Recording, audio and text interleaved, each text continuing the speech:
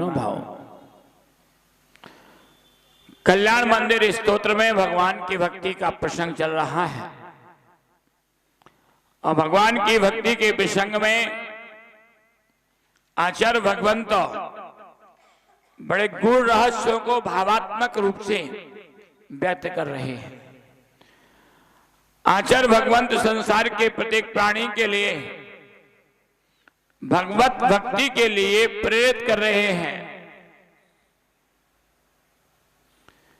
कि आपने यदि एक बार भी प्रभु के दर्शन किए होते तो इस जन्म में आपको दुख नहीं उठाना,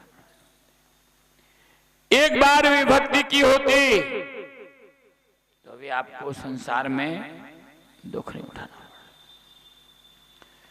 ये तो निश्चित है। भगवती आराधना ग्रंथ को पढ़ रहे थे, उसमें भी 2-3 दिन से भक्ति के विषय में लिखा था कि यदि व्यक्ति रत्नात्रय को धारण करने वाला व्यक्ति भी कितना बड़ा तपस्वी क्यों ना हो, अगर पंच परमेष्ठी की भक्ति नहीं करता है तो उसका तप शून्य हो जाता है। यानी कर्मों का क्षय करने के लिए पंच परमेष्ठी की भक्ति करना अत्यंत आवश्यक है। नेमिचंद सिद्धांत चक्रवर्ती ने गौमटसार कर्म कांड में, जिसमें गौमटसार कर्म कांड ग्रंथ में कर्म की 10 अवस्थाएं बतलाई हैं और उन कर्मों की 10 अवस्थाओं में निधत्ति और निकाचित ये 2 अवस्थाएं भी हैं। निधत्ति और निकाचित ये 2 अवस्थाएं एक ऐसी अवस्थाएं हैं कि ये समय पाकर के नई निर्जरा को प्राप्त होती ही ये अपना समय पर जब इनकी पूर्णता हो पक जाएंगे, उदय में जब आएंगी तब ये फल दे करके ही निर्जरा को प्राप्त होंगे।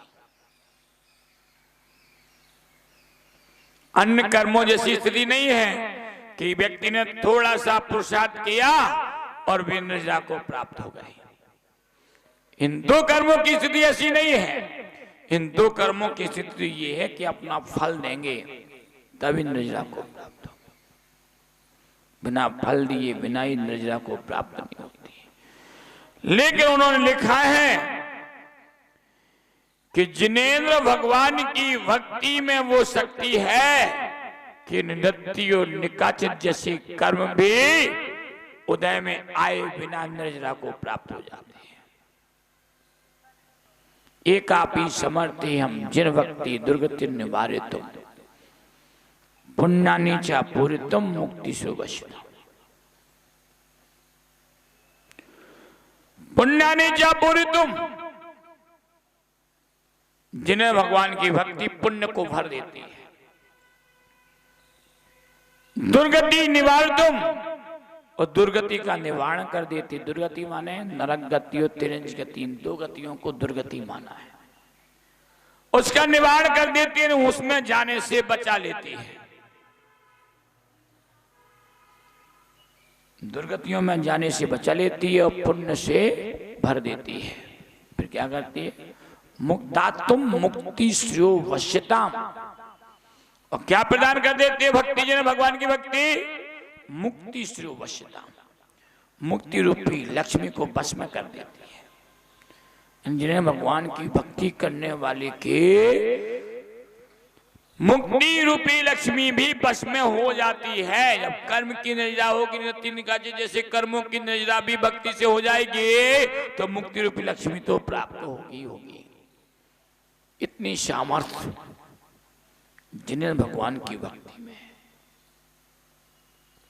वही यहाँ पर कहा था उन्होंने कि अभी तक हमने एक बार भी जिन्हें भगवान की भक्ति नहीं की, इसलिए हम संसार में दुख उठा रहे हैं। अब आपके मन में प्रश्न तो आ रहा होगा कि इस बार मनुष्य जन्म में तो मिला है, इसमें हम भगवान की कितनी भक्ति कर रहे हैं, रोज रोज भक्ति कर रहे हैं, तो आगे तो हमें पंचम काल में जन्म मिलेगा ही नहीं, दुर्गतियों में हम जाएंगे ही नहीं। उसके लिए आगे उन्होंने श्लोक कहा है, आकर्णितोपि महितोपि निरीक्षितोपि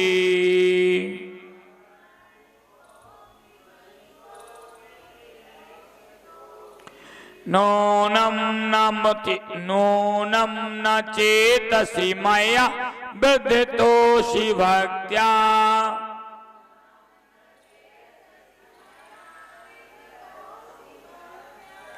जातोस्मि तेन जन बांधव दुख पात्रम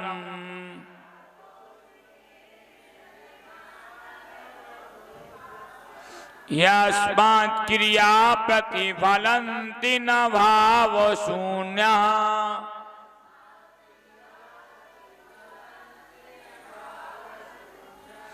आकर्णितोपि महितोपि निरीक्षितोपि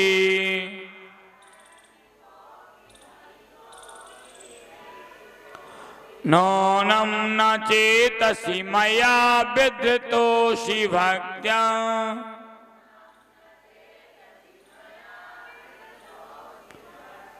जातोस्मि तेन जन बांधव दुख पात्रम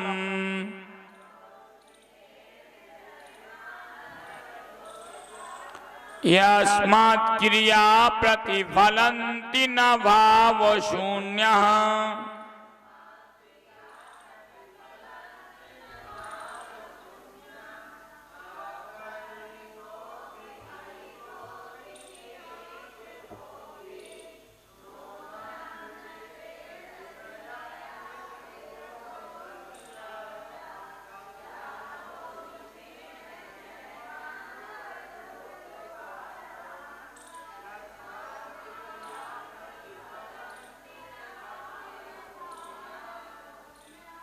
वो क्या कहते हैं कि इससे पहले, किससे पहले, इस काव्य से पहले क्या किया आपने 3 श्लोकों में, इस काव्य से पहले 35, 36 और 37 इन 3 श्लोकों में क्या किया है।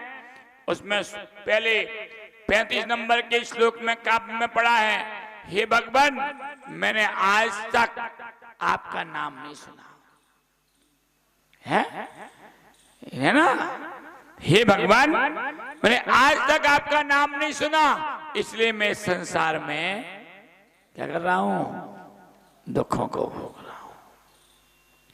मन्ने न में श्रवण गोचरताम गतोषी, हे प्रभु मेरे कानों में आपके शब्द पड़े नहीं, मैं मानता हूं मैंने आपके नाम को, आपके गुणगान को, आपका नाम आप सुना ही नहीं, कानों में पड़ा ही नहीं मेरे कानों में, इसलिए मैं संसार में भ्रमण कर रहा हूं। 36वें काव्य में क्या पढ़ा, हे प्रभु मैंने आपके चरणों की आज तक पूजा नहीं की। मन्ने मया महित मिहित दान दक्षा, क्या किया, हे प्रभु आज तक मैं मानता हूं कि मैं आज तक आपके चरणों की पूजा नहीं की। तेने जन्मने मुनीस पराभवा नाम, इसलिए मुझे दूसरे लोगों के द्वारा अपमान होता है, अपमान होता, पराभव होता है मेरा अपमान, लोग अपमान करते, उपेक्षा करते मेरी, लोग मेरा अपमान, मुझे बेइज्जती करते लोग मेरी। क्यों करते हैं कि आज तक मैंने कभी आपके चरणों की पूजा नहीं की। और 37वें काव्य में क्या पढ़ा, हे प्रभु आज तक मैंने आपके दर्शन नहीं किए। नूनम न मोह तिमरामृत लोचने, निश्चित रूप से हे प्रभु मैंने आज तक कभी इन लोचनों के द्वारा, इन आंखों के द्वारा आपको कभी पूर्वम विभो सकदपि प्रविलोकितोषि, पहले मैंने कभी भी आपके दर्शन किए नहीं, इसलिए मुझे संसार में दुखों को उठाना पड़ा, दुखों को भोगना पड़ा हूं संसार में, इसलिए मैं भ्रमण कर रहा हूं संसार के दुखों को, इसलिए उठा रहा हूं कि मैंने 3 काम नहीं किए। आपने किए कि नहीं करे, मैंने तो नहीं किए, इसलिए इस पंचम काल में मेरा जन्म हुआ है। आपने पहले किए कि नहीं किए?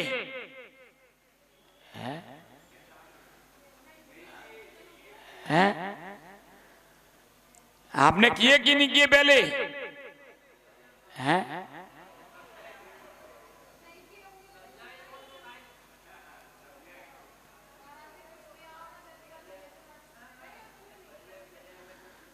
अरे नहीं किया, किया होता तो यहां पंचम काल में जन्म नहीं होता।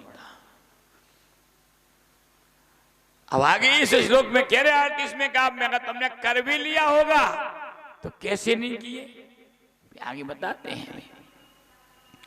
जन बांधव माने हे जगत बंधु, हे तीनों लोगों के जगत स्वामी, हे हितकारी जगत बंधु, मया मेरे द्वारा आप आकर्णितोपि, आकर्णित माने सुने भी गए, आकर्णित माने सुने भी गए, आकर्णित भी हुए, सुने भी गए, कानों से आपका नाम सुन भी लिया है, फिर भी महितापि मैंने आपके चरणों की पूजा भी की होगी, मानता हूं कि आपके चरणों की मैंने पूजा भी की होगी, निरीक्षितोपि देखा भी होगा। उन 3 श्लोक का भाव यहाँ पर क्या है? मैंने आपका नाम, मैं मानता हूं कि मैंने आपका नाम सुना भी होगा, मैंने आपके चरणों की पूजा की भी होगी और मैंने आपके दर्शन किए भी होंगे, लेकिन फिर भी नूनम निश्चय है, लेकिन फिर भी निश्चित रूप से बात है कि क्या क्या निश्चित है? भक्त्या भक्ति पूर्वक चेतसी चित्त में ना विदतोषी धारण नहीं किए गए हो, सुन भी लिया, देख भी लिया और पूजा भी कर ली, लेकिन फिर भी निश्चित रूप से भक्ति पूर्वक अपने हृदय में आपको स्थापित नहीं किया। कैसे? जैसे हनुमान जी ने राम लक्ष्मण को स्थापित कर लिया था हृदय में, मैंने वैसे आपको अपने हृदय में स्थापित नहीं किया।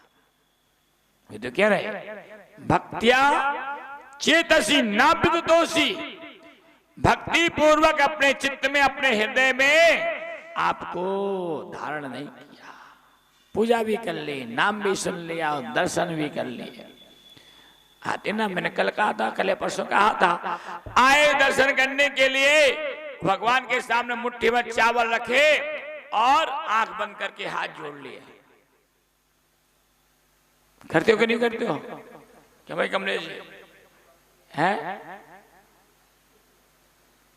अशोक जी हैं? ऐसे दर्शन करते हो कि चावल चला दे टेबल पर आंख खोल करके कि जमीन में ना गिर जाए, हैं? इसलिए आंख खोल के चावल चढ़ा दिए और फिर भगवान के सामने आंख बंद कर ली। आंख बंद क्यों करते दर्शन करते समय? बताओ। भगवान के सामने दर्शन करते समय आंखें क्यों बंद करते हैं? मैं आपकी बात नहीं कर रहा हूं। आज के समय में दर्शन करने वाले 95 यानी 95% लोग आंख बंद करके दर्शन करते हैं।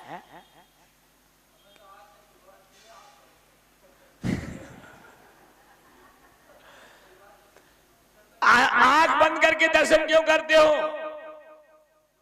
बताओ। आप दर्शन करते हो आंख बंद करके? क्यों करते हो आंख बंद करके दर्शन? इधर उधर नहीं जाए, ध्यान नहीं जाए, आंख बंद है, दर्शन किसके कर रहे हो?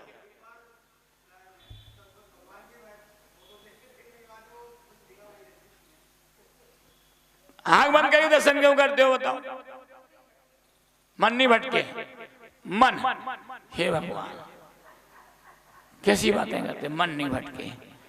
आंख चाहे खोलो चाहे बंद करो, मन को तो जाना जाना हुआ जाएगी जाएगा, उसे कोई रोक पाएगा?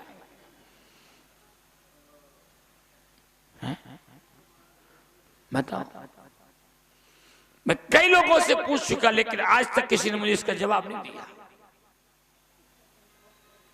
कि आंख बंद करके दर्शन क्यों करते हो? भाई मैं तो आंख खोल के करता हूं।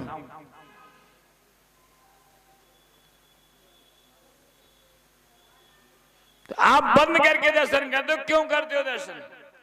अब मैं खोल के दर्शन करता हूं तो बता दूंगा क्यों करता हूं। आप बंद करके करते हो तो बताओ क्यों करते हो बंद करके? हैं? अरे ध्यान तो भटकेगा। आंख बंद, दृष्टि भले नहीं जाए तुम्हारी तो तुम्हारी इधर उधर भी नहीं तो सामने भी तो नहीं जा रही। कैसे रहते हैं? ऐसे कैसे निगाह में रहता है? और मां जो नाक पे आके कौवा बैठ जाए फिर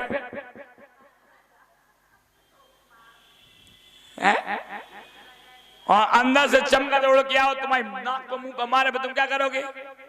धड़ाम गिरोगे नीचे।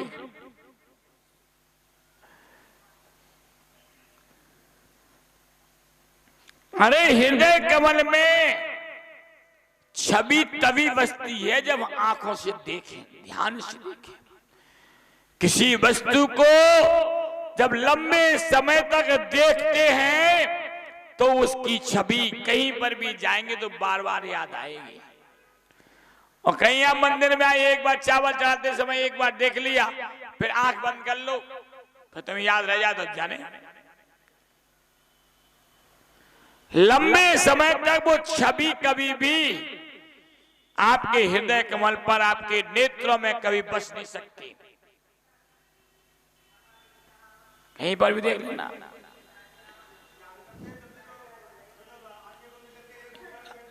तो बैठते तो कुछ नहीं दिखता, अंधेरा दिखता है। ध्यान करना अलग विषय वस्तु हो गया और दर्शन करना अलग विषय वस्तु हो गया। ध्यान तो अपनी आत्मा में उतरने के लिए कर रहे हैं, इसलिए आंख बंद करेंगे कि अंदर से अंदर उतर जाए, अंदर ही अंदर हमारे आत्मा का सोपान हमें प्राप्त हो जाए, उनका स्वरूप प्राप्त हो जाए। परंतु या तो हम परमात्मा के दर्शन करने के लिए आए हैं तो उसे अपने अंदर उतारना है, तो देखेंगे। दर्शन तो उसी का नाम है जब अच्छी तरह से एक टक लगा करके देखेंगे, तभी हमारा मन स्थिर होगा। तुम कह रहे कि आंख बंद हम इसलिए कर दे कि इधर उधर न भटके। अरे आंख खोल करके जब प्रभु को देखेंगे तो ही मन इधर उधर नहीं भटकेगा। एक टक लगा करके जब देखते उनके बीतराग छवि, हे प्रभु आप बीतरागी हो, सर्वज्ञ हो, हितोपदेशी हो, आप 18 दोषों से रहित हो, आप समोषण में विराजित होते हो तो 4 अंगुल ऊपर विराजित होते हो। आपके समोषण की महिमा 12 सभाएं लगी होती हैं। पहली सभा में मुनिराज केवल ज्ञानी लोग बैठते हैं, दूसरी सभा में कलवासी देवियां बैठती हैं, तीसरी सभा में आरिकाएं और श्राविकाएं बैठती हैं, चौथी सभा में ज्योतिषी देवियां बैठती हैं, पांचवी सभा में व्यंतरी देवियां बैठती हैं, छठवीं सभा में भवनवासी देवियां बैठती हैं। कितनी सभा हो गई? 7वीं सभा में भवनवासी देव बैठते हैं, 7वीं सभा में ज्योतिषी देव बैठते हैं, 8वीं सभा में 9वीं सभा होगी, 8वीं सभा में व्यंतर देव बैठते हैं, 10वीं सभा में कलवासी देव बैठते हैं, 11वीं में मनुष्य बैठते हैं, राजा इंद्र, राजा चक्रवर्ती, जितने प्रकार के मनुष्य थे सारे मनुष्य 11वीं सभा में। 12वीं सभा में सभी प्रकार के तिरंज बैठते हैं। ये भाव बना करके भगवान के समोषण नई समोषण की रचना बन पा रही है। हे प्रभु आप 18 दोषों से रहित हो, सर्वज्ञ हो, आप अष्टप्रातिहार से युक्त हो, आपके जन्म के 10 अतिशय प्रकट होते हैं, आपके केवल ज्ञान के 10 अतिशय प्रकट होते हैं। देव लोग आपकी जय जयकार करते हुए 14 प्रकार के अतिशय प्रकट करते हैं। आपकी मुद्रा क्या प्रसन्न चित्त है, पूर्ण वितरागी, आपको संसार के पदार्थों से कुछ भी लेना देना नहीं। इस प्रकार का विचार करते जब भगवान के उस वितराग छवि को निहारते हैं, तब अंदर से भाव रोमांचित हो जाते हैं, तब दर्शन होता है। और जब ध्यान करने बैठोगे, फिर वो प्रभु की प्रतिमा कहीं नहीं जाएगी आपकी आंखों के सामने से, फिर नहीं जाएगी। और नहीं तो आंख बंद, चावल चढ़ा गई, कुछ नहीं मिला। इसलिए यहां पर कुमुदचंद स्वामी वही कह रहे हैं कि भाई हमने पहले आपको नाम भी सुना, पूजा भी की, दर्शन भी किया, लेकिन भक्ति पूर्वक चित्त में चेतसी ना विदतोषी, अपने चित्त में उस भक्ति पूर्वक आपको धारण नहीं किया। बात समझ में आ रही है? तेर उसी से मैंने आपको अपने चित्त में धारण नहीं किया, इसी कारण से क्या है, दुख पात्रम जातोस्मि, दुखों का पात्र हो रहा हूं। क्यों दुख भोग रहा हूं, क्यों दुखी हूं संसार में? आपको अपने हृदय में स्थापित नहीं किया, इसलिए संसार के दुखों को भोग रहा हूं। इसमात क्योंकि भाव शून्य, भाव से रहित क्रियाएं ना प्रतिफलंती, वे क्रियाएं सफलता को प्राप्त नहीं होती, फल नहीं देती हैं। यदि भाव नहीं हो और केवल क्रियाएं करते जाओ, तो उन क्रियाओं से कोई फल मिलने वाला नहीं है। क्रियाएं तो तभी फल देती हैं जब उन क्रियाओं में हमारा भाव लगा हो। कोई भी काम, चाहे सांसारिक हो, चाहे लौकिक हो, चाहे पारलौकिक हो, प्रत्येक में यदि भाव है आपका, तो ही आपको क्रियाएं फल देने वाली होंगी। वो भाव नहीं है तो कोई रिजल्ट निकलने वाला नहीं है। विद्यार्थी स्कूल में यदि भाव से पढ़ेगा तो उसे जल्दी याद हो जाएगा, और केवल पुस्तक देख रहा है, भाव कहीं और लगा है तो क्या कहते, अरे हमें तो याद होता ही नहीं है, हम तो बहुत पढ़ते हैं।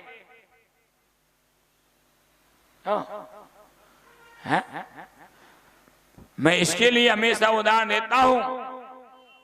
अभी जो आचार्य विद्यानंद जी महाराज की समाधि हुई, वो 90 साल की उम्र में भी 2 श्लोक याद करते थे, उन्हें याद होता था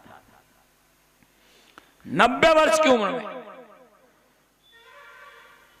अभी एक दिन मेरे को 10 साल के लड़के से मैंने कहा, तो ये याद क्यों नहीं करते? मुझे याद होते ही नहीं। क्यों याद नहीं होता है? क्योंकि मेरे भाव उसमें नहीं लग रहे, इसलिए याद नहीं होता। उनके भाव 90 साल की उम्र में भी पढ़ने में लग रहे हैं, तो 90 वर्ष की उम्र में भी वो 2 श्लोक याद कर रहे हैं।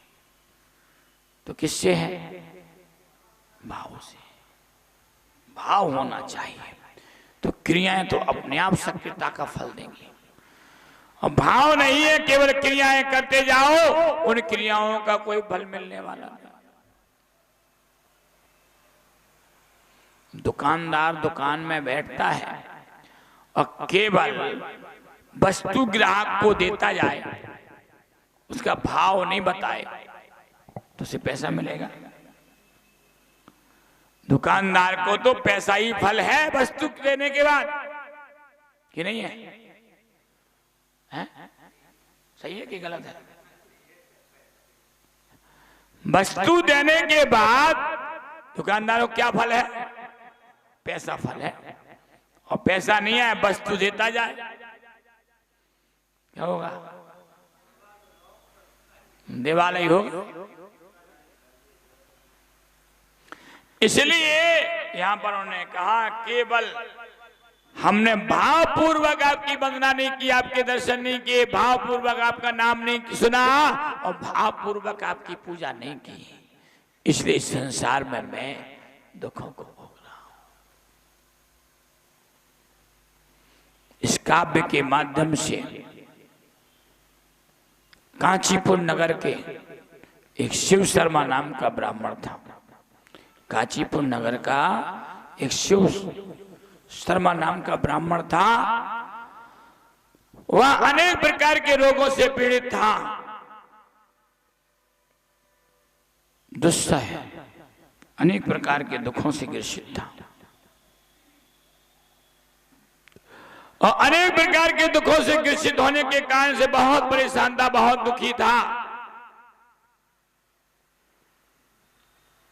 एक दिन मरने की इच्छा से जंगल में चला गया। जंगल में, जिस जंगल में पहुंचा उस जंगल में अवधि ज्ञानी मुनिराज ध्यानस्थ थे। मुनि को देख करके वहां का वातावरण बड़ा सौम्य और श्रेष्ठ था। उसके मरने के भाव कम हो गए। मुनिराज के समक्ष वह बैठ गया और जब मुनिराज अपने ध्यान से उठे, उसने मुनिराज को नमस्कार करके अपनी बात मुनिराज को बताई। मुनिराज ने कहा, भाई यदि तुम भक्तांबर के कल्याण मंदिर के 38वें काव्य उसके रिद्धि मंत्र आदि का जाप करते हो तो तुम्हारी असाध्य से असाध्य बीमारी भी ठीक हो जाएगी। वर्तमान में असाध्य बीमारी कौन सी है? कैंसर। कैंसर भी इस 38वें काव्य से ठीक हो सकता है। भक्तांबर में 45वें काव्य से ठीक होता है और इस कल्याण मंदिर में 38वें काव्य से ठीक होता है। असाध्य से असाध्य बीमारी, कैसी भी असाध्य बीमारी हो, इस 38वें काव्य से ठीक हो जाती है। और उस शिव शर्मा ब्राह्मण ने मुनिराज के द्वारा बताई गई विधि से उस 38वें काव्य को पढ़ा, उसकी जाप आदि की, उसकी संपूर्ण पीड़ा रोग शमन को प्राप्त हो गया। इसी प्रकार से और आगे चलते हैं। तुम नाथ दुखी जन वत्सल हे शरण,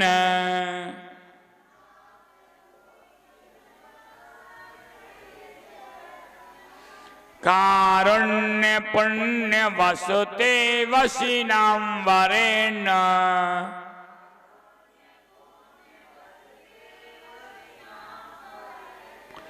भक्त्यानते मयि महेश दयां विधाय,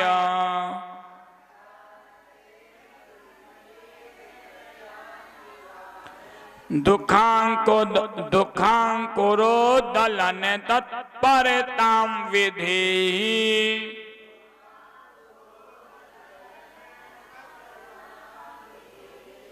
तम नाथ दुखी जन वत्सल हे शरण,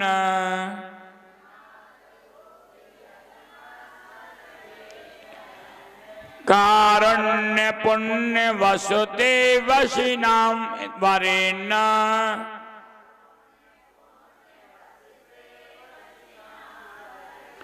भक्त्यानते मयि महेश दयां विधाय,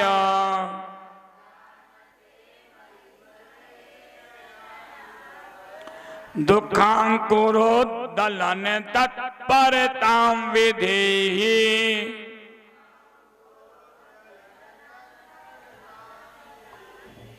इसमें कहते हैं हाँ,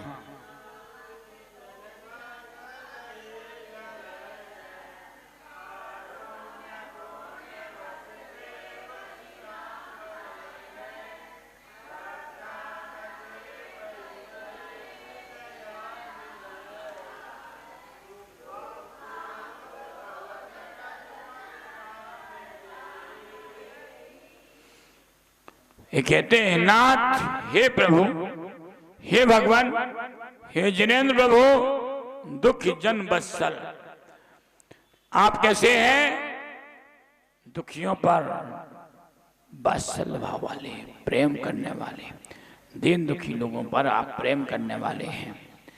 हे शरण, शरणागत प्रतिपालक हैं, आप कैसे हैं? शरणागत हैं, प्रतिपालक हैं। जो भी आपकी शरण में आ जाता है उसे आप शरण दे देते हो। कारुण्य, हे दया की, कारुण्य माने हे दया की पुण्य बस्ते। पुण्य माने पुण्य बस्ते माने जमीन, भूमि हो। आप दया की पवित्र भूमि हो, पुण्यमयी पवित्र भूमि हो।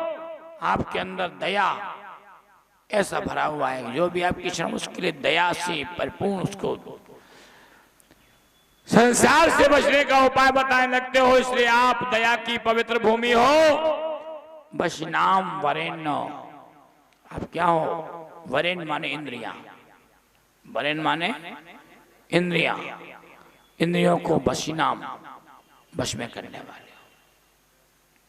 अर्थात आप जितेंद्रिय हो, आपने इंद्रियों को वश में कर लिया है। महेश, हे महेश्वर, भक्त्या, भक्ति से नते मई, नते माने नम्रीभूत, झुके हुए, मई माने मुझ पर, दयाम विधाय, दया करके, दुखांकुरोद्दलन तत्परताम, मेरे दुखांकुरों को, जो दुख के अंकुर मेरे अंदर अनेक प्रकार से प्रस्फुट हो गए, प्रकट हो गए हैं, उन दुखों को क्या करो? दलन कर दो, तत्परता, शीघ्रता से।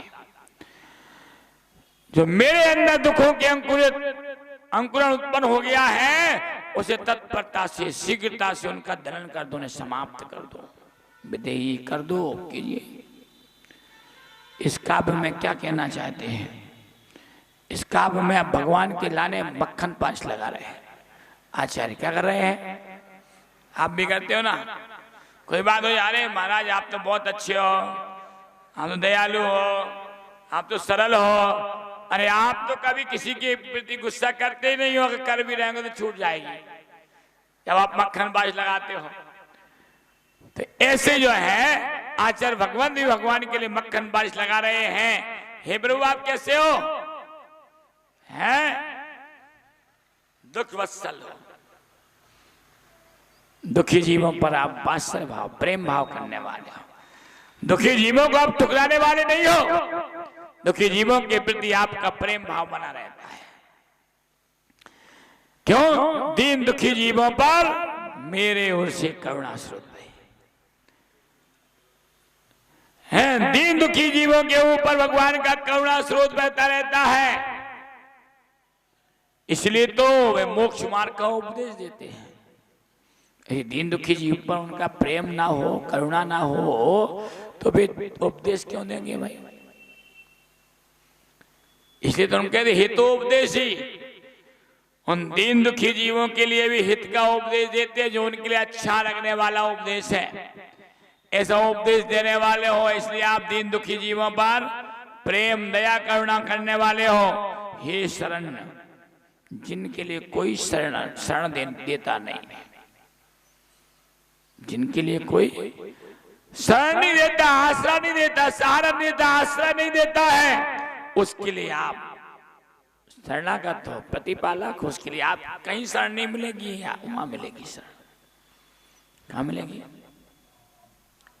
आपके पास कोई भी व्यक्ति आ जाए, कैसा भी आ जाए, अच्छा आ जाए, बुरा आ जाए, जुआड़ी आ जाए, कबाड़ी आ जाए, कैसा भी आ जाए, भगवान के दरबार पर कोई भी चला जाता है, सबको शरण मिल जाती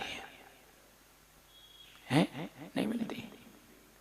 मिल जाती है। इसलिए आप प्रतिपालक हो, शरणागत हो, कारुण्य पुण्य बसते, इसलिए आप क्या हो?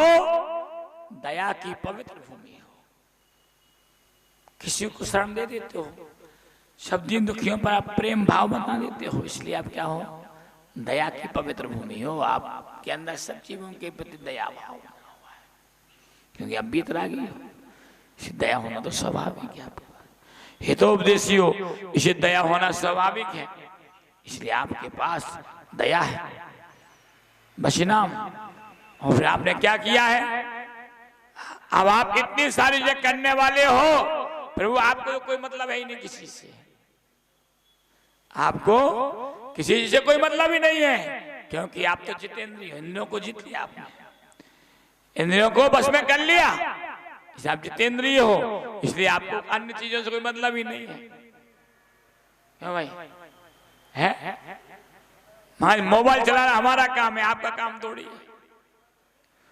आप तो हितोपदेश, हित का हो, आप तो उपदेश देने वाले हो, आप तो उपदेश की बात करो, धर्म की चर्चा करो, धर्म के विषय में, आपका काम थोड़ी है। क्यों भाई है?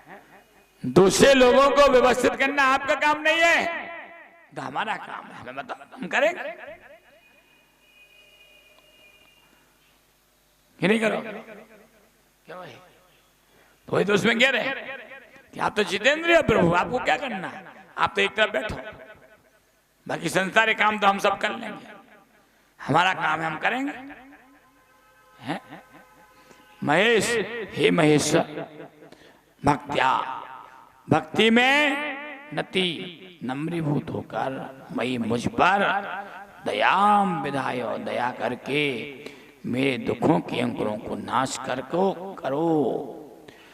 अब अंत में फिर कहा कि जो मेरे पास अनेक प्रकार से दुखों का अंकुर उत्पन्न हो गया है, मैं अनेक प्रकार के दुखों से प्रेरित हूं, मेरे अंदर अनेक प्रकार के दुख विद्यमान हैं, मैं उन दुखों से इतना दुखी हूं कि मैं अब उन दुखों के कारण से कुछ भी समझ नहीं पा रहा हूं, इसलिए तत्परता से उन दुखों ने मुझे इतना पीड़ित कर दिया, इतना परेशान कर दिया, इतना दुखी कर दिया है कि उन दुखों के कारण से मैं कुछ भी नहीं सोच समझ पा रहा हूं। इसलिए हे प्रभु, तत्परता से, शीघ्रता से मेरे उन दुखों को दलन कर दो। किसको दलन कर दो? दुखों को दलन कर दो, दुखों को समाप्त कर दो, क्योंकि मैं दुखों से बहुत दुखी हूं, मैं बहुत दुखी, इसलिए मेरे ये दुख आप मिटा दो। आप ही मिटा सकते, मैं तो आपकी शरण में आ गया, आप मुझे कहीं नहीं जाना, आप शरणागत हो, इसलिए बोलते ना अर्हन्ते शरणम पब्बज्जामि। कहां जा रहा हूं? जब कोई शरण कहीं नहीं है तो क्या है? अर्हन्त भगवान शरण। इसलिए कहते हैं ना कि दुनिया के सारे दरवाजे जब बंद हो जाते हैं तो इंसान को एकमात्र दरवाजा खुला रहता है, वह है परमात्मा का दरवाजा है। सब दरवाजे बंद हो जाते हैं तो एक दरवाजा खुला होता है, परमात्मा का दरवाजा खुला होता है। इसलिए हे प्रभु, कोई शरण नहीं बचा मेरे लिए तो आप ही शरण हो। सिद्धे शरणम पब्बज्जामि, मैं सिद्धों की शरण में जाता हूं। साहू शरणम पब्बज्जामि, मैं साधुओं की शरण में जाता हूं। केवली पंडितम धम्मम शरणम पब्बज्जामि, केवली भगवान के द्वारा, और किसी धर्म की शरण में नहीं जाना मुझे। कहाँ जाना है? केवली भगवान के द्वारा कहा गया जो धर्म है वही वीतराग धर्म है, वही अहिंसा धर्म है। अहिंसा संयमो तपो, उसी धर्म में अहिंसा है, संयम है, तप है, वीतरागता है, सब केवली भगवान के द्वारा कहे गए धर्म में ये सारी चीजें विद्यमान है। इसलिए मैं उस धर्म की शरण में जाता हूं। इसलिए हे प्रभु, मैं तो आपकी शरण में आ गया, मेरे दुख है उन दुखों को मिटा दो, मुझे और कुछ नहीं चाहिए। क्यों भाई? चाहिए नहीं चाहिए? चाहिए। अभी तो टीवी चाहिए, फ्रिज चाहिए, कूलर चाहिए, एसी चाहिए, है फॉर्च्यूनर गाड़ी चाहिए, अभी तो चाहिए, तो चाहिए। इसके बिना काम नहीं चलेगा। तो भगवान के सामने झूठी झूठी कह रहे हो, भगवान मेरे दुख मिटा दो, मुझे कुछ नहीं चाहिए। फिर दूसरे समय में जाते, भगवान मुझे ये भी चाहिए, ये भी चाहिए, ये भी दे दो, ये भी दे दो, तभी तो मेरे दुख मिटेंगे। क्यों भाई? ये चीज दे दो, ये चीज दे दो, जब ये सब चीजें मुझे मिल जाएंगी तभी तो मेरे दुख मिटेंगे, और ये चीजें नहीं मिलेंगी तो मैं दुखी का दुखी रह जाएगा। ये चीजें नहीं मिली तो मैं दुखी का दुखी रहूंगा, इसलिए ये चीजें दे दो ताकि मेरे दुख मिट जाए। ये कहा ना, अरे भाई ये दुख नहीं है, ये तो सामान्य सी चीजें हैं, ये तो कहीं ना कहीं से पुण्य जब बढ़ेगा तो अपने आप मिल जाएंगे। जो वास्तविक संसार के जन्म मरण के दुख हैं उन दुखों को मिटाना है, क्योंकि इन दुखों से ही ये जीव पीड़ित हो रहा है, दुखी हो रहा है। इसलिए इन दुखों को मिटा दो हे प्रभु, इनसे इन दुखों से ही मैं दुखी हो गया हूँ। इसलिए जो है कहा जाता है ये सभी प्रकार के बुखारों को दूर करने में कारण बनता है। पद्मखंड नाम की एक नगरी थी, उसमें एक इंद्रप्रभ नाम का व्यक्ति था। वहां तिजारी, एक बारी आदि अनेक प्रकार के ज्वरों से पीड़ित हो रहा था। ज्वर माने बुखारों से पीड़ित हो रहा था और अनेक प्रकार के वैद्यों से उसने अपना इलाज करवा लिया, परंतु उसका वह बुखार शांत नहीं हो रहा था। उसको किसी ने के बता दिया कि यदि तुम कल्याण मंदिर स्तोत्र का 39वां काव्य पढ़ते हो, उसका निधि मंत्रों का विधिवत जाप करते हो, तो तुम्हारा ये रोग शीघ्रता से समाप्त हो जाएगा। उस व्यक्ति ने श्रद्धा भक्ति पूर्वक 39वें काव्य को पढ़ा, उसकी मंत्र जाप आदि की और वहां रोग से मुक्त हो गया। तो मंत्रों में शक्ति तो वही आज भी है। यदि शक्ति नहीं होती तो कई लोग कहते हैं ना कि हमारी दुकान बांध दी, हमारा उसने ऐसा कर दिया, हमें ऐसे परेशान हो रहा है, उसके द्वारा करने से परेशान हो रहे। अगर मंत्रों में शक्ति नहीं होती तो क्यों ये प्रभाव होता? तो निश्चित मंत्रों में प्रभाव आज भी है। जो बुरा काम करने वाले मंत्र होते हैं उनका जल्दी प्रभाव पड़ता है, अच्छे काम करने वालों का प्रभाव देर से होता है। होता तो है पर देर से होता है।